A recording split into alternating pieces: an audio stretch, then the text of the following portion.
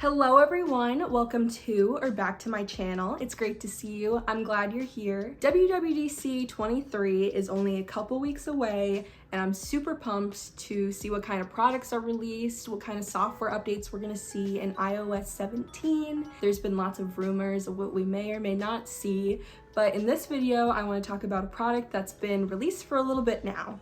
My Apple Watch Series 8. I've had this for about 8 months and I thought it'd be fun to share 8 different ways that I use my Apple Watch. Before I upgraded to the Series 8, I had a Series 5 that I was absolutely in love with, so I want to share some of the cool features that I have in the Series 8 and just my everyday use with my Apple Watch. Let's get started.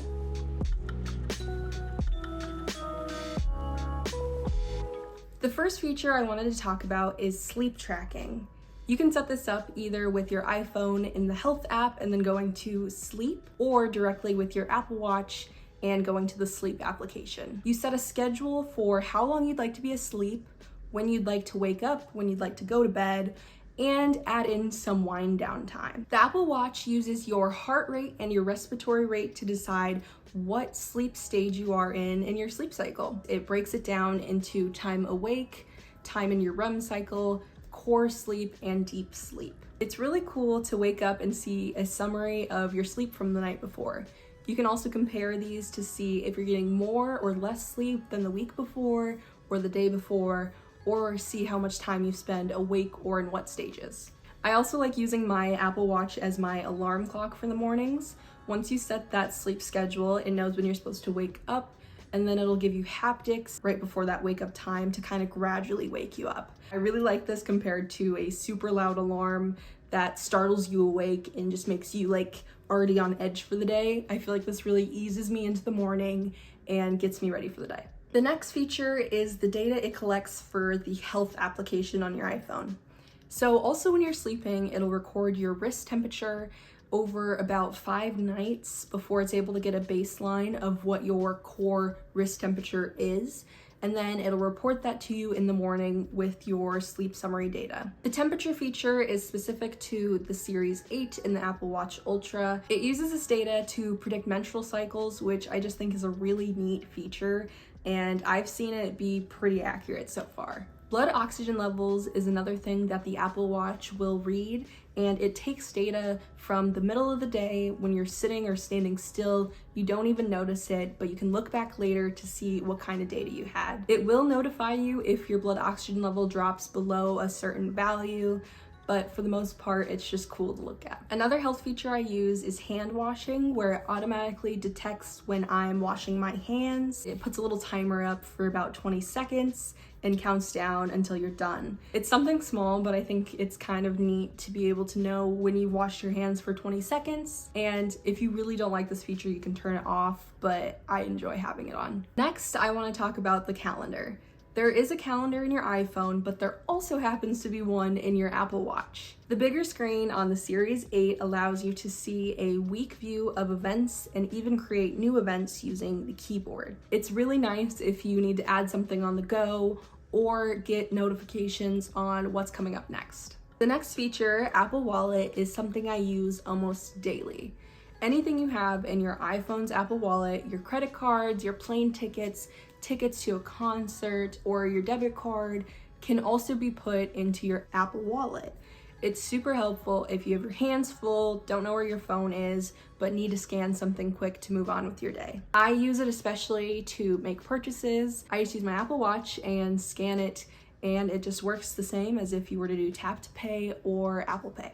This next feature kind of includes a lot of different things, but quick actions with the Apple Watch are super helpful. If you need to reply to a text quickly, you can either use the suggested messages it gives you or use the keyboard on the Series 8 and just type what you want to type. Say you get a phone call and you don't have your phone near. You can answer onto your watch, and then once you get near your phone, you can transfer it from your watch back to your phone. Notifications such as two-factor authentication, sound level alerts, or even just a simple timer are super nice to have on the Apple Watch so you can address it right away. I'm really good at misplacing my phone or my AirPods, so I use the Find My application in the Apple Watch to ping my phone or ping my AirPods to find them really quick.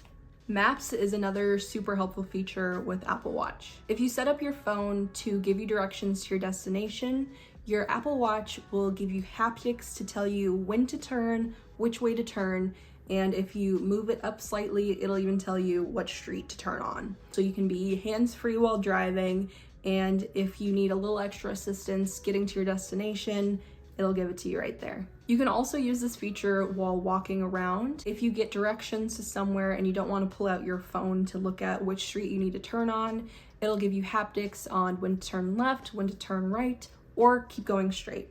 It'll also do the same thing with what street to turn on or how far away your next turn is. Something specific to the Series 8 is crash detection. This is a feature I hope no one has to use, but if they do get in a car accident, your Apple Watch will detect it, send emergency services to your location, and also contact your emergency contacts. When I'm needing to calm down, whether it's from a busy day or trying to fall asleep at night, I will use the Meditations app.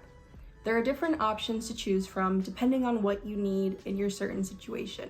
You can either choose a reflection session that gives you prompts to reflect on, or choose a breathing session where you just take deep breaths for a minute. Apple Fitness Plus has recently started doing meditations on their app, and if you just have your Apple Watch with you and some AirPods, you can do a guided audio meditation. I use these especially when I'm trying to fall asleep and I'm having a restless night. The trainers are all very calming and will give you things to think about or help you try to fall asleep.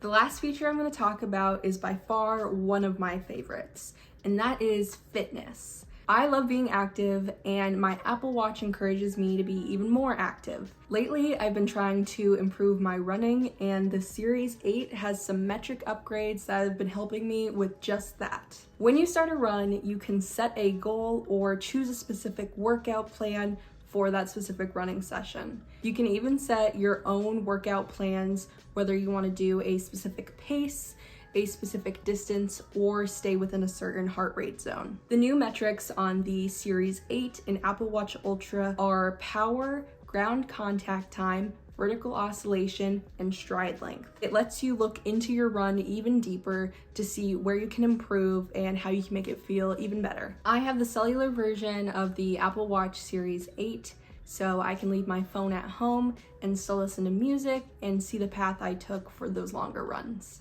Time to Walk and Time to Run are guided workouts within the Apple Fitness Plus subscription. You can either run through a city and see images on your wrist while listening to some great music from the area, or listen to a more podcast style walk with a celebrity. I recently did the Time to Walk with Jason Segel, which gave me a background on how he got into acting.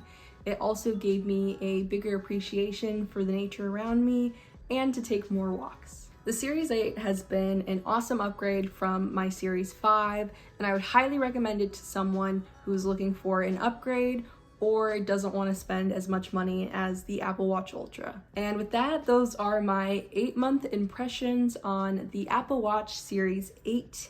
I hope you guys enjoyed, and I'll see you in the next one. Bye!